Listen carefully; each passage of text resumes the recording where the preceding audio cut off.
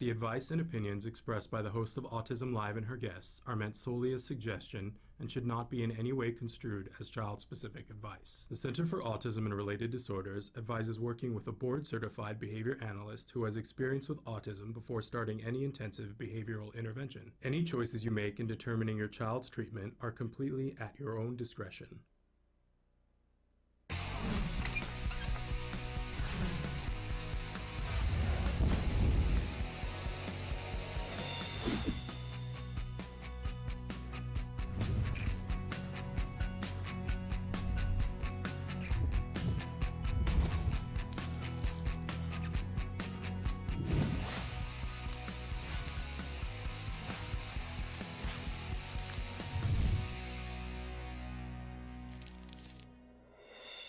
Good morning and welcome to Autism Live. I'm Shannon Penrod. We're coming to you from the Warner Center in Woodland Hills, California.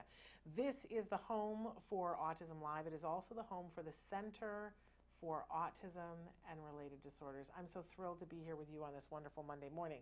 We got a big show planned for you. We're going to be with you live for the next hour. Now, if you're new to Autism Live, you're like, what's the big hubbub, right? But we just recently changed our format. We used to be live on Wednesdays and Thursdays for 2 hours, and now we're coming to you on Monday through Friday. Some of these shows are live, some of them are pre-recorded, some of them are oldies but goodies, but you always have the ability to interact whether we're live or not. We are thrilled to be here with you, and we think that this new format is going to make more sense for more people. We're going to be able to do some more in-depth interviews, be able to give you some more inspiration and information, because that's really job number one here for us at Autism Live.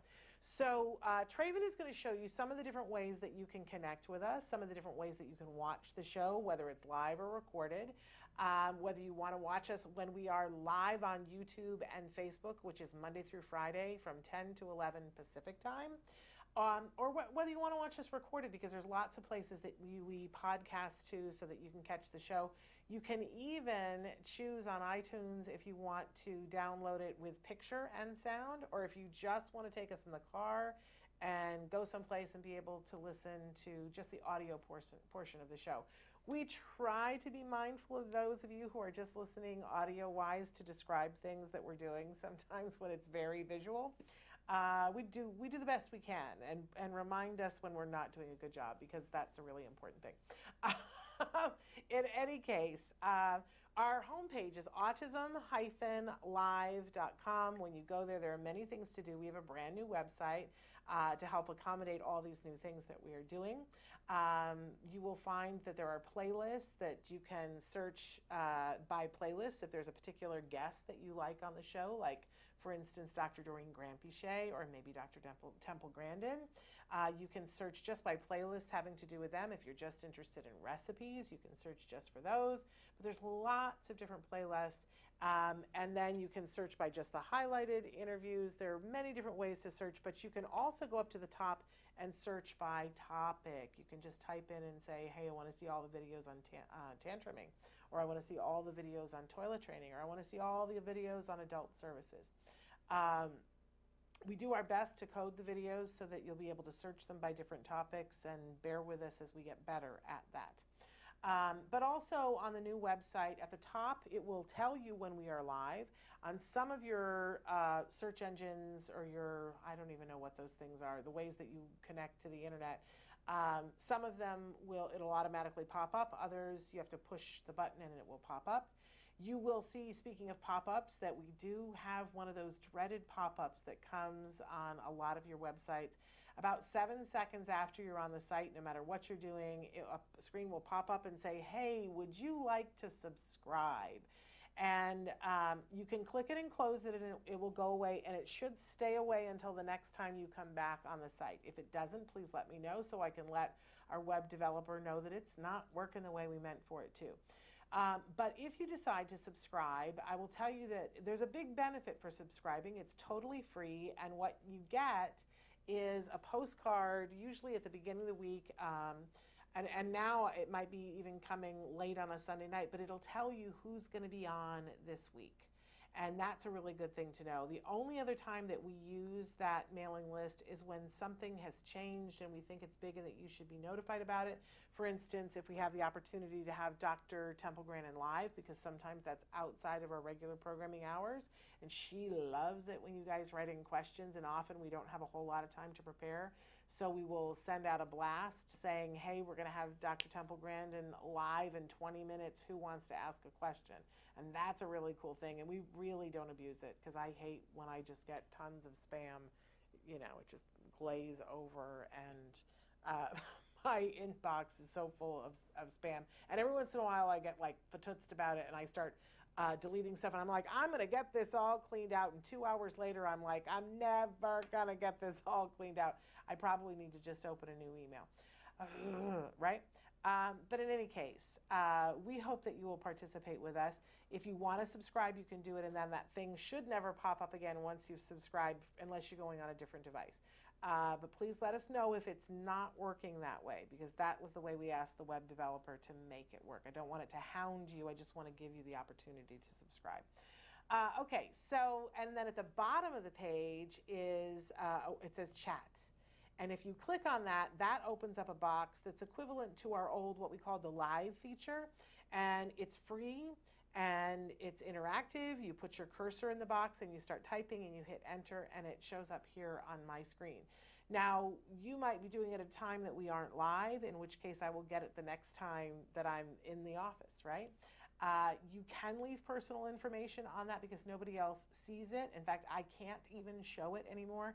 I used to have a feature where I could make everybody be able to see the question, but so often people included private information, we decided it really wasn't that useful, because I'm not going to show your private information.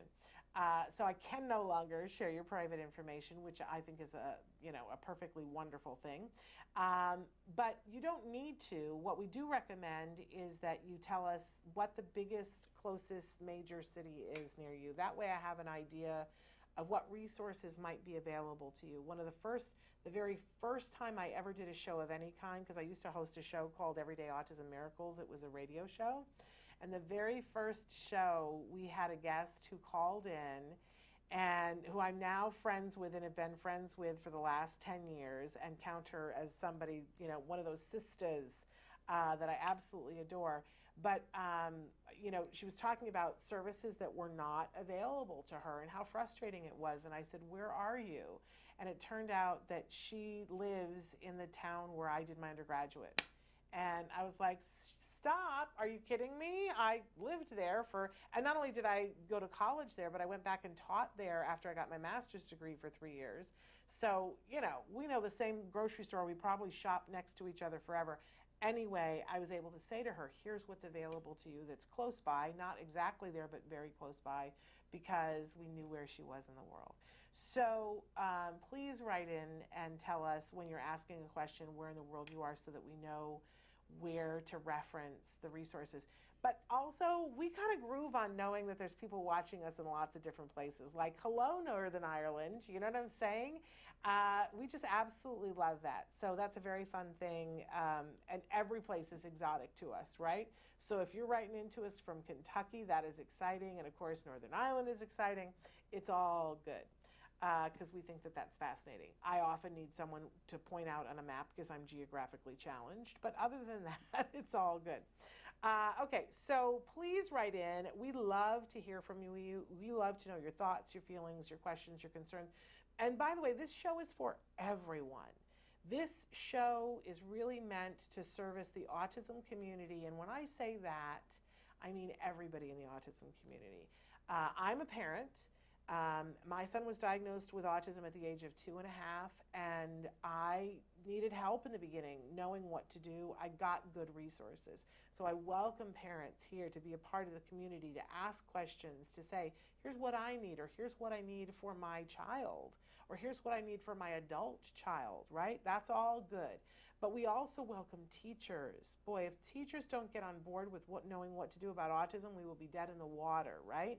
So we welcome teachers. We welcome practitioners. We have more and more BCBAs and BIs watching the show, board certified behavior analysts and behavior interventionists We love having you guys here on the show. That's a wonderful treat for us to have you here. And of course, we welcome people who are on the autism spectrum. We love hearing your voice because your voice is important. And we want always, I think the thing that all of us have in common is that we all care deeply about the people on the spectrum in our lives, and we want to help them to get to the resources that help them to get to the goals that are important to them. Not just what do we want, right? Because, let's face it, sometimes we all get in our head, well, I want this, right? But what do the folks that we love on the spectrum want? That's what we're really here to make happen. So that's a thrill. So we welcome all of you. And by the way, the friends and the families and the boyfriends and the girlfriends and the husbands and the wives, we welcome you as well. You are as much part of this community as anybody else. So thrilled to be here with you guys. Now, on some days of the week we have time for, we're going to be doing this a little bit more often because we get lots of requests for it. We like to do something that we fondly refer to as the jargon of the day. This is when we take on one word, one phrase, one acronym, and we try to figure out what in the hey nani nani are they talking about. So today, for the first time, I can't believe this, we've never done this before, our jargon term for today is 504 plan. Now, we like to do this in a very specific way. We like to give you an actual definition that maybe has even more jargon in it. And then I like to make fun of that. And then we give you a working definition that maybe isn't as exact, but it gives you a feeling of, okay, what is this thing we're talking about and how does this work in my life? And is this something I need to find more information about? Is this something that will save me time and money? Is this something that will get us progress, get us to something that's meaningful to us? Because then you might want to ask some more questions about it. So today's term, 504 plan. How is it that in 8 years of doing this show, we have never done 504 plan before? Okay, so let's take a look at our actual definition for 504 plan. You ready? It's a lengthy one. The 504 plan is a plan. I'm going to need to see it, Draven, on the full screen, so give it back to us. Thank you. The 504 plan is a plan developed to ensure that a child who has a disability identified under the law and is attending an elementary or secondary educational institution receives accommodations that will ensure their academic success and access to the learning environment. Okay, well, you hear that and you go, isn't that called an IEP? No, actually, a 504 is a little bit different than an IEP, and we're going to talk about that a little bit. But let's take a look at what our working definition for a 504 plan is, because that's going to help us to see some of the difference. Okay, so the 504 plan allows access and accommodations to education, but not special instruction. There are no goals and therefore no reporting. Okay, so let's tear this down just a little bit. If you have an IEP, and for those of you who are new to the community, don't feel like I should know what that is. Everybody didn't know what it was at one point, right? An IEP is an individualized education plan. And an IEP is a legal document that outlines everything that an individual needs in, and it could be as early as preschool, right? Up through graduating 12th grade high school. It includes goals, it includes special instruction plans, it includes accommodations, and it includes information about setting. Is this child going to be in a setting with neurotypical peers? Are they going to be mainstreamed in a regular classroom? Or are they going to be in a special day class? Or is it going to be a hybrid? They're going to be in a neurotypical class for history, but they're going to go to the special day class for math.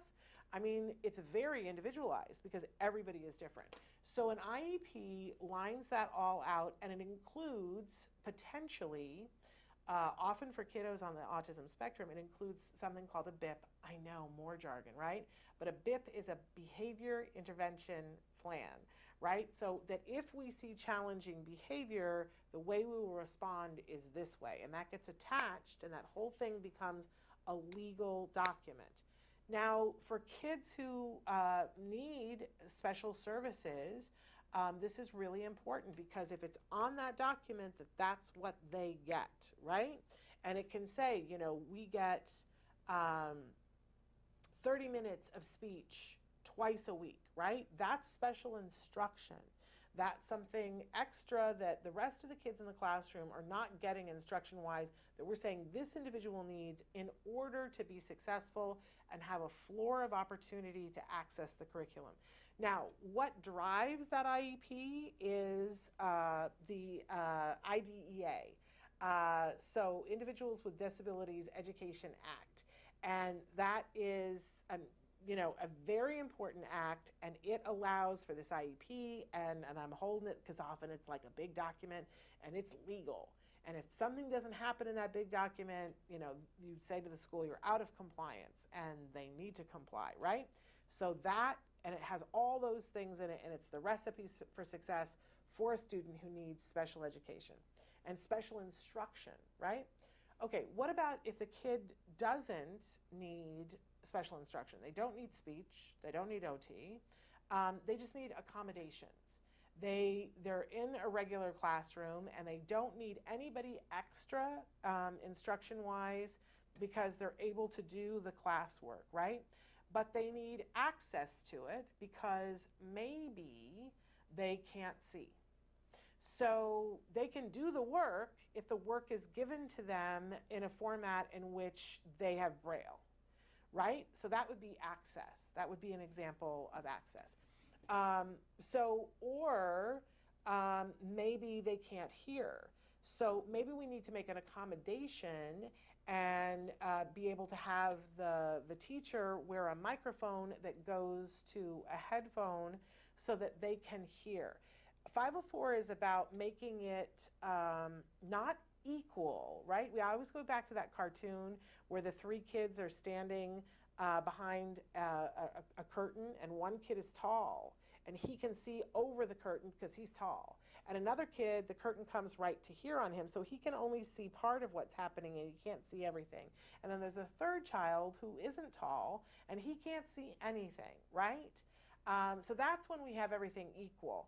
But when we give equality to people, then for the person who can only see this much, we give him a riser so that puts his head over and he can see everything.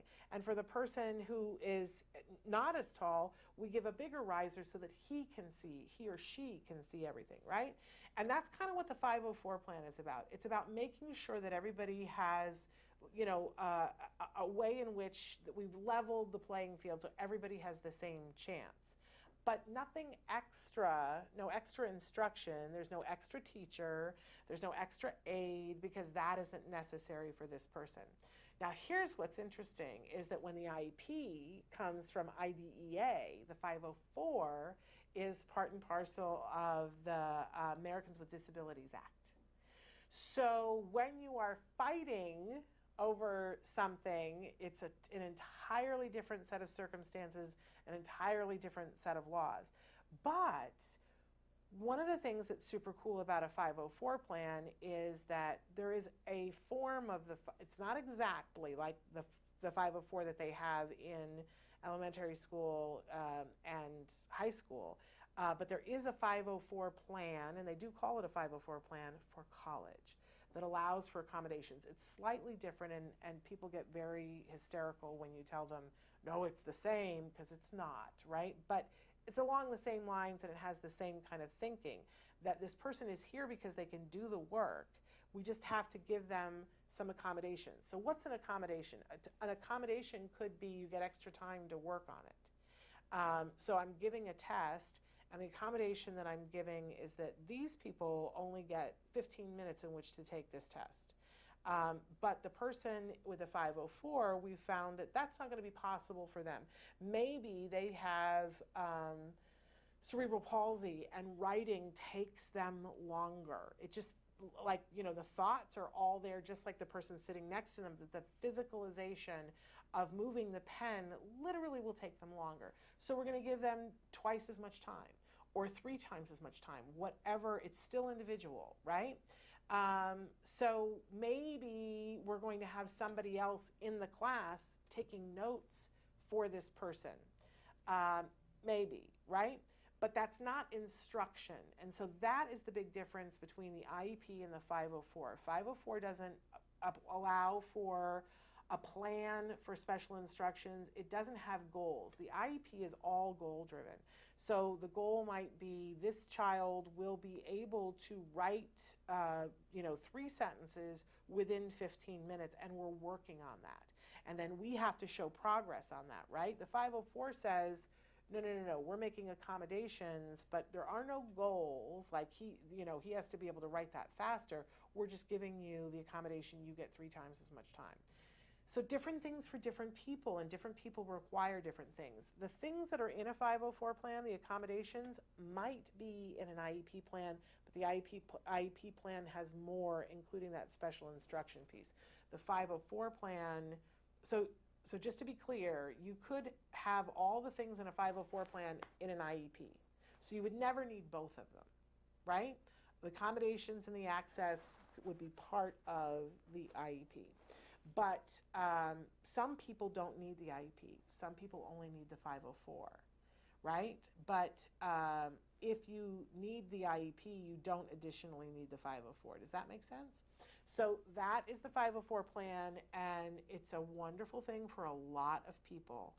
And not everyone needs an IEP, and not everyone on the autism spectrum needs an IEP.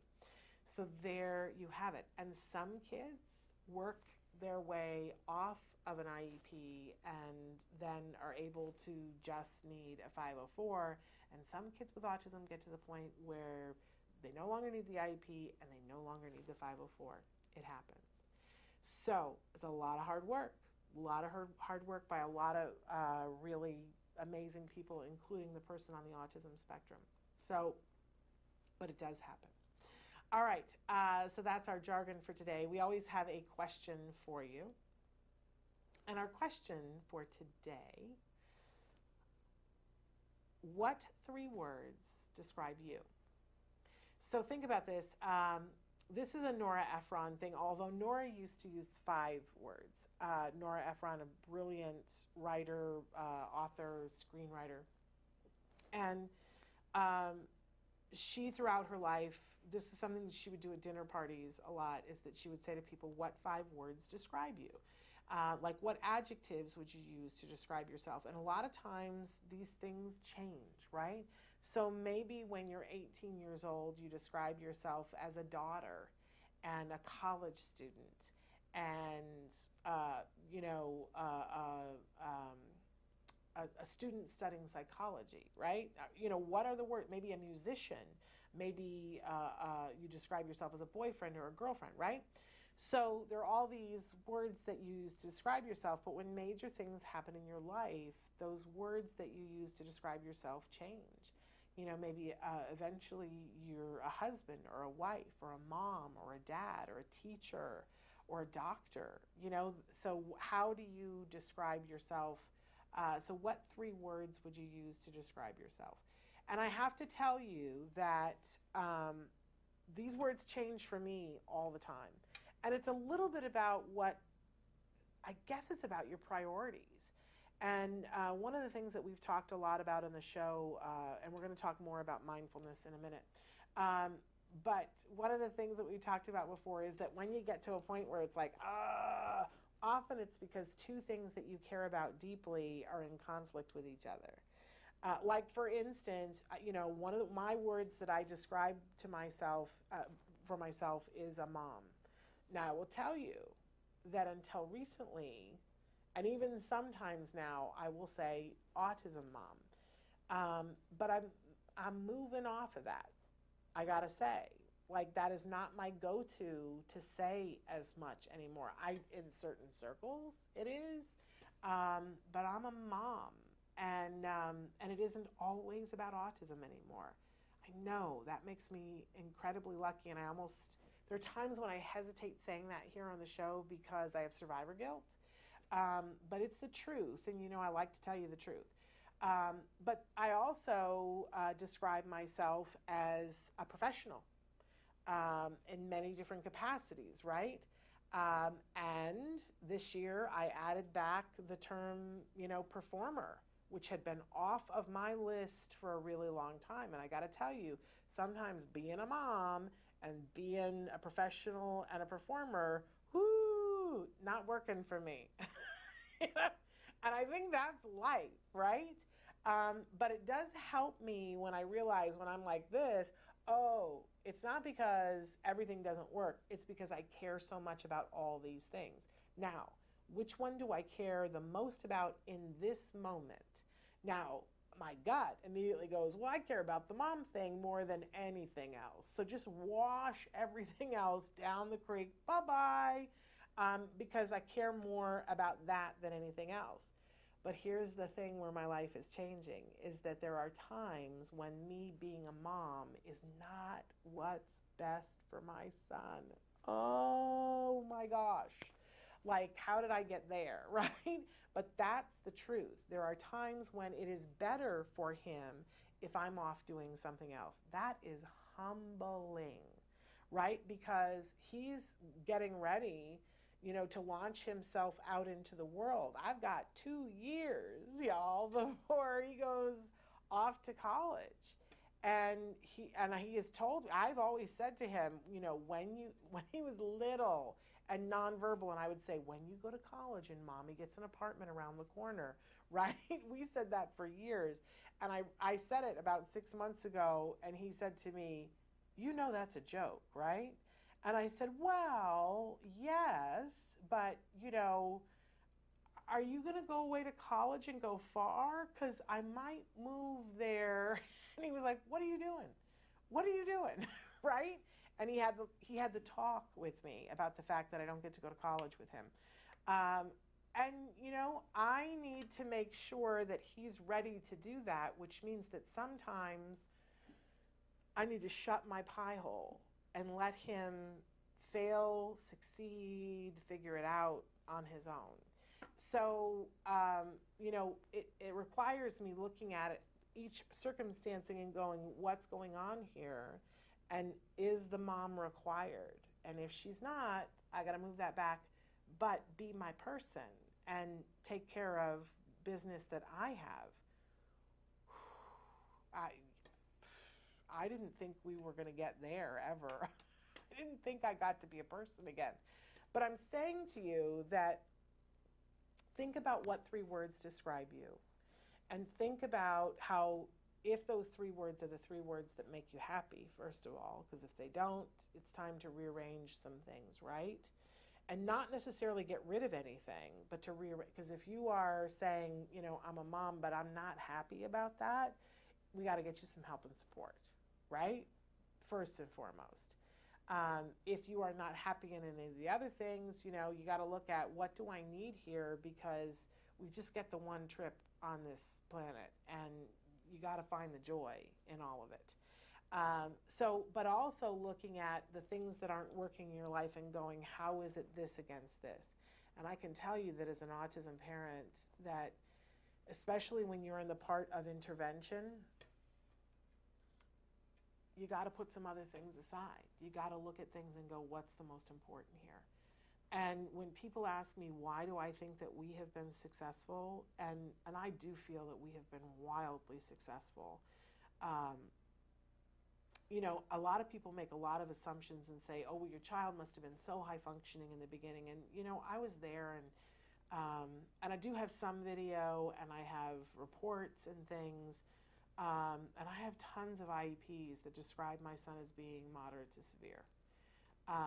So I don't think that that's me coating it anyway, but my son was pretty heavily impacted. So what do I attribute our success to? And I attribute it to the fact that we got our son healthy, and we got the right services. We got really good ABA that happened to be at the Center for Autism and Related Disorders, which is why I'm here. Because we got those services, and that made a difference. But were there things that I had to say no to? Did I need to say no to the performer? Oh, yes. I said goodbye to her. Did I need to say goodbye to the professional? Yes, I did. I said, that's not going to be who I'm going to be, because I'm all in this. And I didn't know for how long. But I knew that I was in it, for a period of time. I hoped it wasn't forever. People told me it wasn't forever, and I live to tell you guys that it isn't forever. But I just need to say to you from my heart that if you are trying to do an intervention for autism and you haven't put it as the most important thing in your life for at least 2 solid years, please relook at that. And it really doesn't matter what age the person is. If you didn't do it when they were 3 and you're kicking yourself now because they're 15 now, do it now. Do it now. Say, we're going to take the next 2 years at least. And, you know, sometimes it's more than 2 years, I got to be honest with you, but I think 2 years is a good time to be able to say, okay, we really dug in and we did this. And I think if you go all in for 2 years, you're going to see such progress that if 2 years doesn't finish it, you're going to stick around for however long it takes to finish it, right? So I think that 2 years is a good window of commitment to say, we're going to put this as the top thing on our list. And I don't think you'll be sorry. I don't think you'll ever run up to me on a street and go, I wish I hadn't listened to you about that 2-year thing. I don't think that's what's going to happen. I think we're going to hug and cry on the sidewalk. That's what I think, because that's what I've experienced, and that's what a lot of other parents have experienced. So what are your 3 words? And is being an autism parent one of your 3 words? And if it's not, maybe it should be, because I think that's what it takes to get to the point when it isn't. Just saying. But write into us and tell us what are the 3 words to describe you. Okay, we've got a great show for you today. Now, I got to be honest with you. Normally, on Mondays now, we would have Bonnie Yates for you. We don't have Bonnie Yates for you today. But we will in the future on Mondays. But today I got a bunch of other stuff planned for you. We haven't been able to do our mindfulness moment. We haven't been able to do our autism in the classroom moment. And we've got some questions from you guys. So don't go anywhere. We're going to have a great hour. And anyway, stick with us. Oh, we didn't do the topic. I apologize. Topic of the week. What is our topic, Traven? Because that's part of what we're going to be talking about. Here it comes, here it comes. Wait for it. One size fits most. You've heard this, right? There's the one size fits all. And then, you know, people realize, oh, that one size doesn't fit all, right? But then there's something called one size fits most. And that's what a lot of the world is now. With autism, we can't even be one size fits most.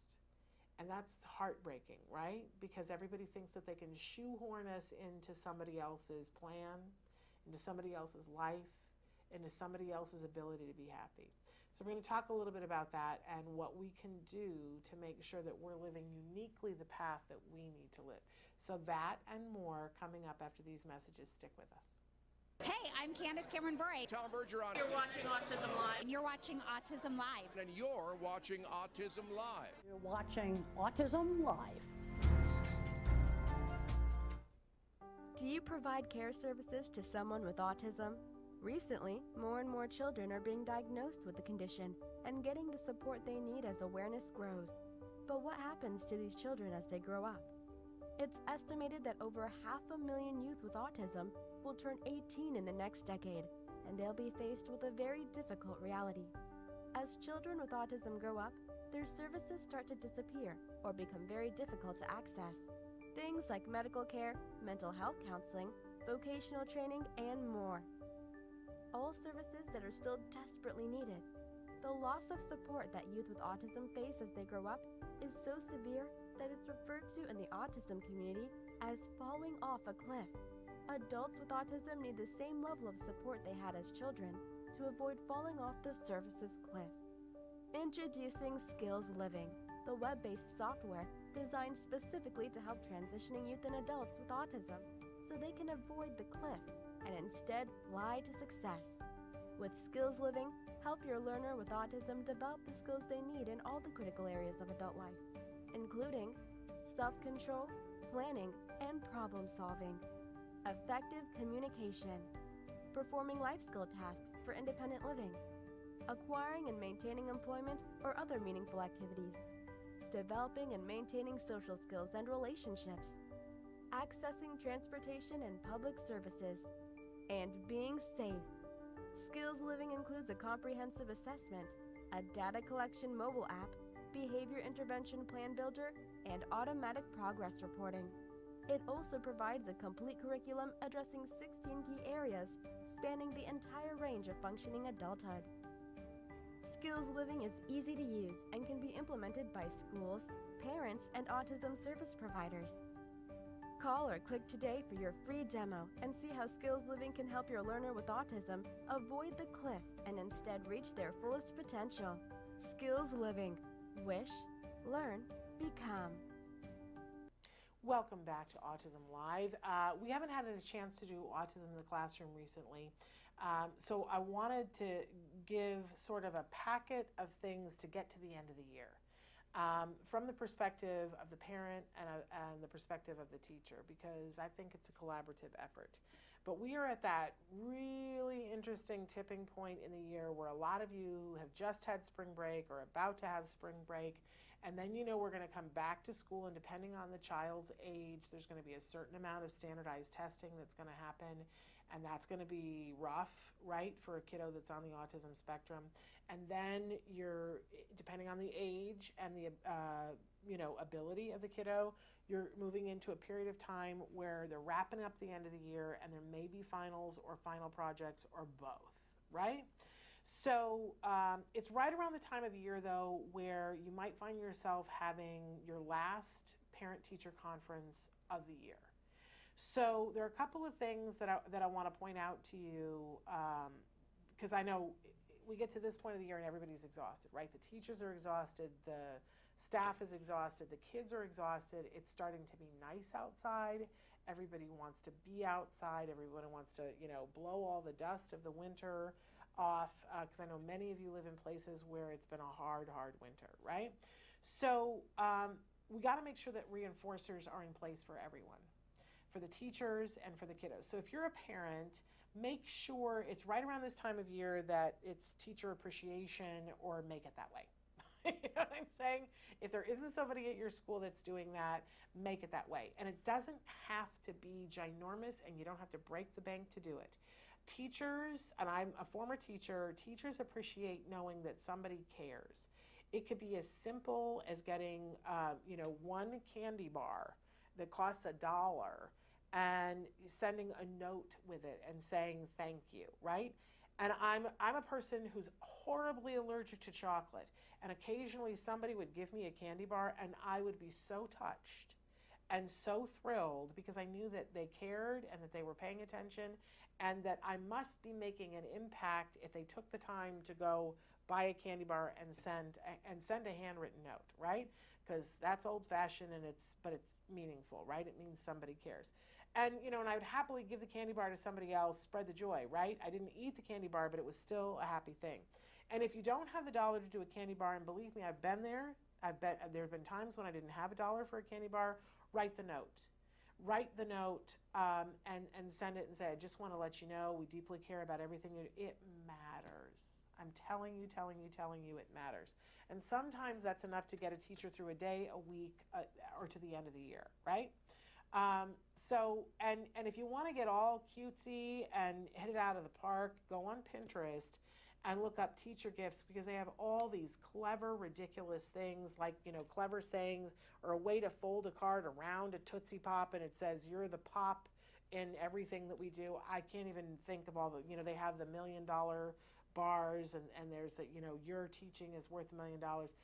Go on Pinterest, find yourself something, but you can do it for under $1 in under 5 minutes, and honestly change what's happening.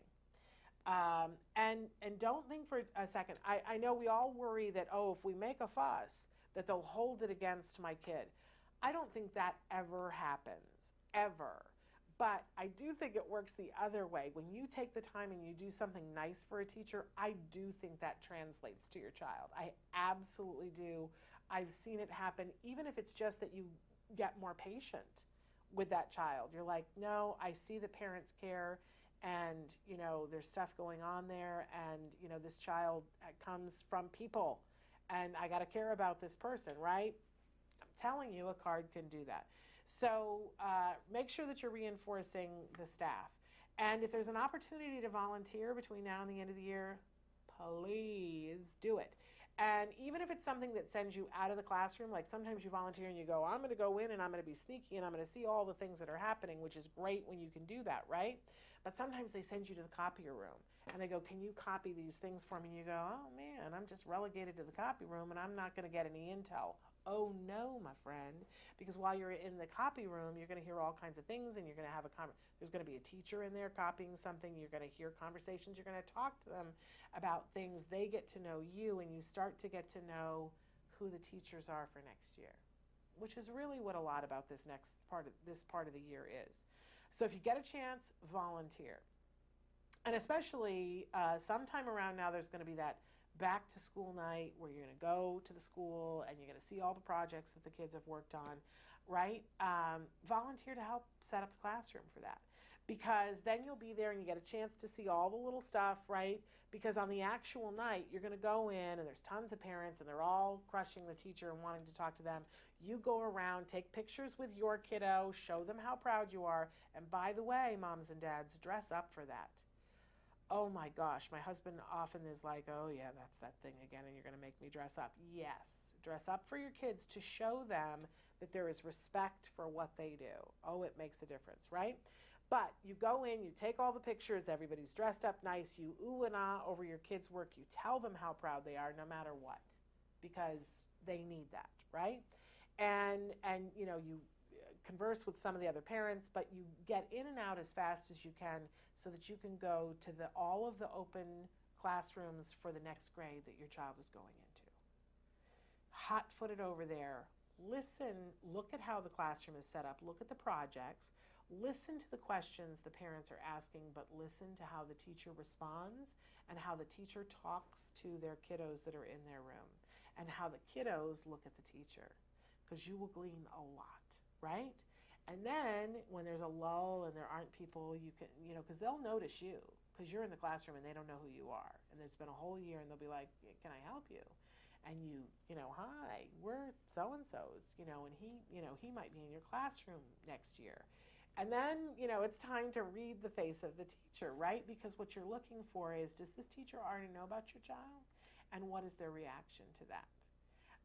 Because you can, if you're at all intuitive, you can read whether they are already like asking for your child to go into the classroom, or if they've heard about your child and they're like, ooh, I don't know how to deal with autism, because those teachers exist.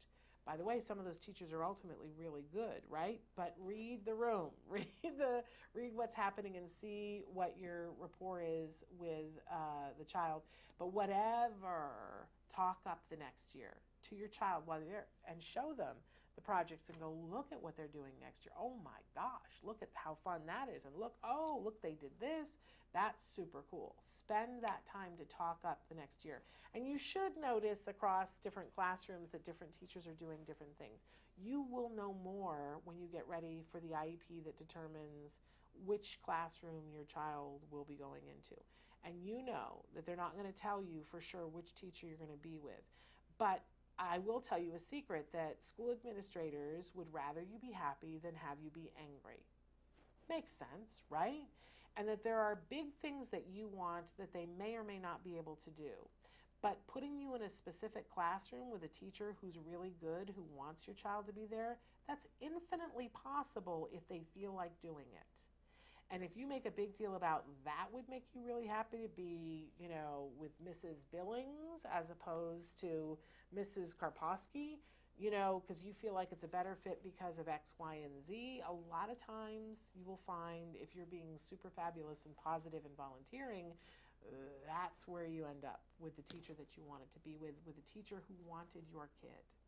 Because I've done it where the teacher is like, well, I'll make it work. Don't do that. I wish I had never done that, right? Or the teacher who says, I know exactly what to do. Don't do that teacher either, because chances are she doesn't. Every teacher I've ever heard say that did not know what they were doing. I know all about autism, right? I have a family member that I've met twice. I know all about autism. Yeah, that doesn't end well in my experience. But in any case, so there's that.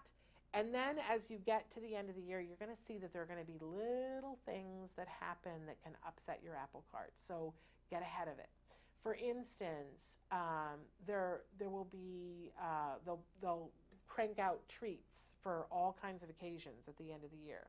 If your child is somebody who is reactive to sugar or artificial colors or flavors or things that have pesticides or things that have milk or whatever, then you want to have something and send it to the class or to have on campus so that when somebody, a mom shows up and nobody told you that they were going to bring cupcakes, there needs to be something for your child there, because that can sink your battleship faster than anything. Either there's an infraction and your child eats a piece of candy that has artificial colors and has a meltdown, right? Or your child sits there while everybody else is having something and feels like they are chopped liver. Now, I had conversations with my son about this because we were very particular about his diet, and I would say I left, for a while it was Lara bars because that's something that he could have. Only very specific ones because he's allergic to almonds.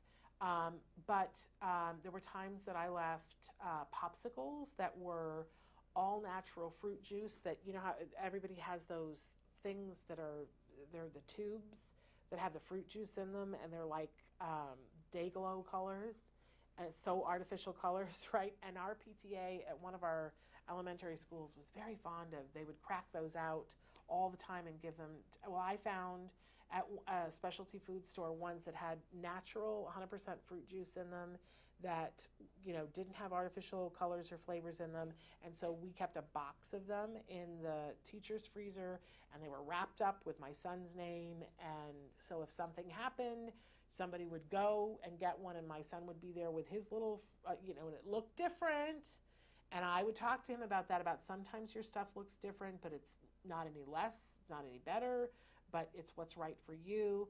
And he was happy because he had his thing. And we also had a deal that I would say to him, if ever something is given out to the other kids and we don't have something there, then you sit there and be happy and know that the minute you get home, you get the biggest reward there is. So if that happened, he would be so thrilled. He would be like, yippee, because they would hand out ice cream cones, and I didn't know they were handing out ice cream cones, right? And I'd be furious. I'd be like, how do they do this? Right? But he would come home and he'd be like, yeah, they got ice cream cones today, which means I get a new Lego, right? And we would go off to the store and get the new Lego. So that I built in that when things were different and if he didn't get something, he was going to get something down the road. But be prepared is the better thing. Send some treats to school for your child. And the teacher will be like, because in the beginning I would say to teachers, just let us know. Just let us know and we'll do it. But a lot of times at the end of the year, the teacher's planning, it's last minute, and they would go, oh, I forgot to tell, it'd be, 10 o'clock at night, and they go, I forgot to tell you, we're going to have red licorice whips tomorrow, which you cannot order gluten-free without a 6-week lead-up time, right? So teachers just prefer it if you have something there that they can give your child no matter what. So take the time to do that. But also, as you get to spring break, and I know, because it's going to be very hard for me this spring break, it's like we all want to just stay up later and say, the rules don't apply, it's like the beginning of summer, we're all going to take a break, and so we can stay up till 11:15, everybody can watch this thing that we want to do, or go out with friends, or, be at the pool super duper late. But I'm telling you, don't do it. Don't do it. We all need to hold that off as far as we can. And the whole thing, even with the teenagers, about having them sleep late, don't do it over spring break, because you still have to come back and get through that period of time. And if you mess up the sleep schedule for 1 week to come back for 6 weeks, it's going to be rough.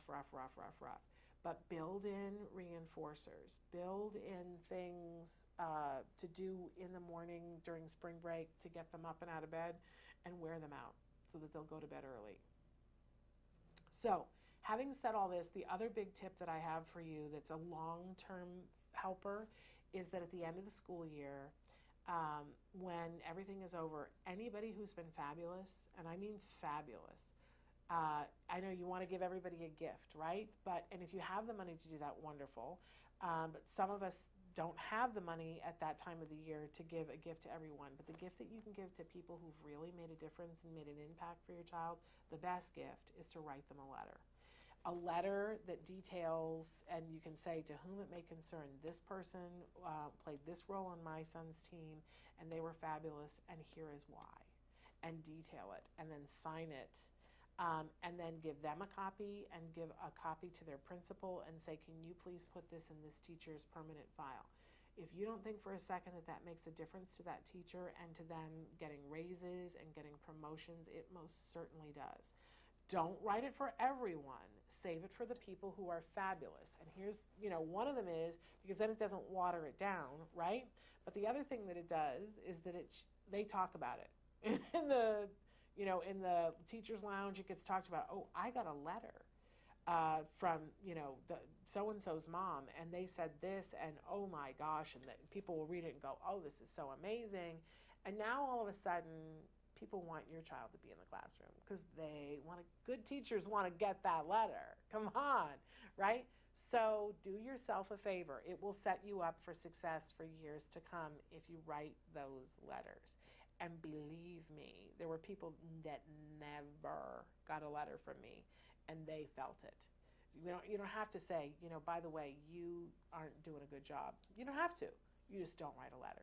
It's good ABA, right? You reinforce for people who are doing a great job, and for people who aren't, it's a non-reaction. You don't have to get upset about it. You just, these people are fabulous. So that's some tips for parents, for teachers. Oh my gosh. To get to the end of the school year for kiddos who are on the autism spectrum, every time that you want to have a day off and you want to just let things be different, I want you to remember, for the kiddos on the autism spectrum, that's not the ticket. I know everybody wants a letdown, but instead of thinking of a letdown and just showing a movie, because it's going to be hard to go back to the work for everybody afterwards, think of projects that are interactive that you can get everybody doing, things that you can take outside, even if it's something that you guys build outside. One of the projects that I love this time of year that a lot of the STEM schools do, and because it's not expensive, is that you go and get pasta. And you get different kinds of pasta, and if you have a kiddo who's gluten-free and they're reactive, you just get the little slip-on gloves that they make sandwiches with that are still grippy and whatever, but you get 4 different kinds of pasta, and you put them into teams and ask them to build the highest tower that they can to see who can build the highest tower out of pasta. And they will find, oh, well, the spaghetti can go inside the ziti, and it becomes, and it does this, and, do we have to have a bigger base or whatever? It's a great, great activity.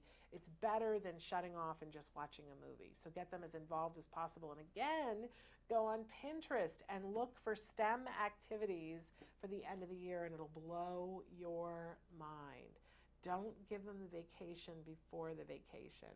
And don't sugar them all up either. That makes it hard for all of the kids. Keep them busy. That's my advice for autism in the classroom. All right, we are going to take a break. I don't know how much time we have left out of the show, a few minutes. So we're going to take a break and come back, and we're going to do our mindfulness moment. So stick with us. Hi, Lisa Ackerman back with Talk of Facts. Questions, real life questions and answers for the autism journey. Oh, are you ready for this one? Talk to me about puberty. So what I would recommend is, first and foremost, is the kids that have done the therapeutics, the medical, and the dietary allergen removal interventions tend to have an easier time at puberty. Seizures are really common for children on the spectrum, more than neurotypical populations, and they're especially most common right at or about puberty time. So it's extremely important, even if you have a 10-year-old, that you've already done an EEG, that you consider before they go through puberty to get a second EEG done. Just because you have one clean EEG with no abnormal brain activity or seizure activity, you need to do another one prior to puberty. That's one of the most common calls we get with teens on the spectrum, is they are often experiencing a seizure for what their family thinks is the first time. And the third thing is, you're gonna have a teenager, so you're really gonna have to kick it up a notch on those life skills, social skills, and getting your kid ready to be that teenager they need to be. So if you're doing that baby thing, and I know you are, where you're maybe making their lunches or helping them with laundry. We need to start bouncing some chores over to those kids, and we also need to increase social environments where they can be successful. So think about it. We've got 3 really important things that we need to look at. Puberty is a very serious issue, and we take it very seriously. So make sure you have all of your therapeutics, medical, and dietary interventions in place. Consider to do another 24-hour EEG with your physician prior to puberty. And the third most important thing, get ready to raise the bar. Your job is to really get them ready for life. And I know you can do it. Welcome back. We have time for just a quick mindfulness moment, and then we're going to talk a little bit about the rest of the week this week. So usually we do mindfulness on Thursday, but we haven't had time. We haven't had time. I wanted for, this is a very, and honestly, last Thursday we didn't have time for the mindfulness moment because we did a show that was largely about mindfulness because we got Anita Lesko, and if you haven't read her book yet, make sure you read her book, Becoming an Autism Success Story, because it's all about mindfulness and meditation and creative visualization. But so I wanted to take a moment because it's spring, and in the spring, it's a particularly great time to go outside. Nature is an opportunity to be mindful. There is an equation, and I don't know what the name of it is, and maybe some of you do, but there's an equation in nature that each living thing, a leaf, can be taken down to this equation. A shell can be taken, there's a symmetry to every living thing, and there's a name for it, but I just can't think what it is. So I don't know what that's about. I mean, I have opinions about it, but I think a lot of people have a lot of opinions about it. But I do know that there have been studies that have shown that when people take an opportunity to study something that's from nature and study it closely visually, that it has a meditative property to it. That just taking the moment to notice the symmetry in something can help you to be mindful, and it can lower your stress. So you have this opportunity because, and you know, I'm saying it's spring in this hemisphere. But nature is going on all the time. In fact, nature is going on in us as well. But if you have the opportunity here in the United States to go outside and to pluck a blade of grass and to sit down and look at it, like when was the last time you looked at a blade of grass? Probably, you know, when you were in an art class, right? Because when else do you really study and look at a blade of grass or look at a flower? Go pick a dandelion and look at a dandelion and see the beauty that it is in it and notice where it is symmetrical and where it isn't symmetrical. Pick a leaf or just look at a leaf on a plant. You don't even have to pick it off, right? If you really don't have access to something or you're allergic to everything and you can't go outside, I was doing this to my hand because you can also do it with your hand. You can take a minute and just look at your hand as if, with the eye, as if you were going to draw it or memorize it or take a picture of it, right? And notice the things about your hand that you don't notice on a regular basis. Like, how many colors can you count in your hand? You know, people tend to think, oh, well, my hand is, you know, fill in the blank color, right?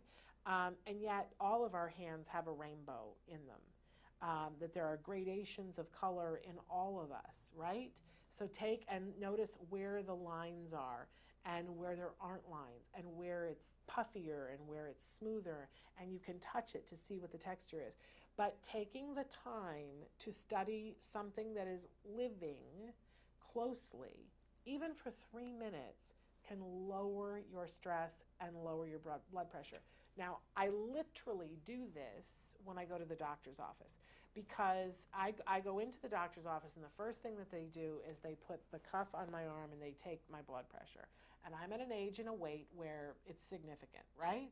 And we're going to talk about it, whatever it is, right? But they take the blood pressure, and I'm always in a hurry, and I've got 32 bags, and I'm late because of the traffic, and I didn't plan well, and whatever, and I plop down in the chair, and they put the cuff on, and I've got high blood pressure, right? And they go, all right, we're going to let you sit for a minute because we know you ran in from the parking lot. And they do this with everybody. I watch this do this with everybody. We're going to take it again to be sure, because a lot of times people are a little bit edgy when they come into the doctor's office. And I've seen other people sit there and they're like, oh no, my blood pressure's high. Oh, because none of us want that. None of us want to be on the blood pressure medicines, right? But I will sit there, and for the 2 minutes that they give me, I will study my hand. And I will just sit there and look at my hand and breathe. And then they come back and they take the blood pressure, and my blood pressure is fine. So this is my advice for you. Just go and study some nature. Let's all get our blood pressure down without taking the medicine. Okay, now this week, it's a big, big week, right? There's lots of excitement. So tomorrow we're showing a best of some of the best interviews that we've ever done here on the show. So you'll definitely want to watch that. On Wednesday, we have Evelyn Kung with us. She's going to be answering your questions during Ask Evelyn Kung. And I know a bunch of you have been writing in questions. We've got you. So tune in on Wednesday to hear the answers to that. Then on Thursday, you're not going to believe this. The first time in the show that we've done this. So we have Julie Dipp is going to be with us. She's from OC Autism, and they've got a big event that's coming up. And we're told, I don't know, I'm not promising you anything, but we're told that she's bringing William Hung with her. Do you know who William Hung is? William Hung is the guy who did American Idol and sang the song She Bangs, She Bangs. And it was so not good that he became a star. So he's doing her event, this comedy event that she's got coming up, and so he's going to be here on Thursday. So that should be hilarious. I'm looking forward to that. And then on Friday, for Let's Talk Autism with Shannon and Nancy and I will welcome back to the show Carrie Bowers. She is an amazing filmmaker and a mom and an artist. She's very heavily involved with the art of autism and with the film Normal People Scare Me and Normal People Scare Me 2. And she's been making a new film. I've been seeing there's all these things going on in New York City that we want to know all about. So that will be next Friday. So it's a big, big week. This Friday. What am I saying? Not next Friday. This Friday. So tune in. Until tomorrow, give your kiddos a hug from me and one for you too. Bye-bye for now.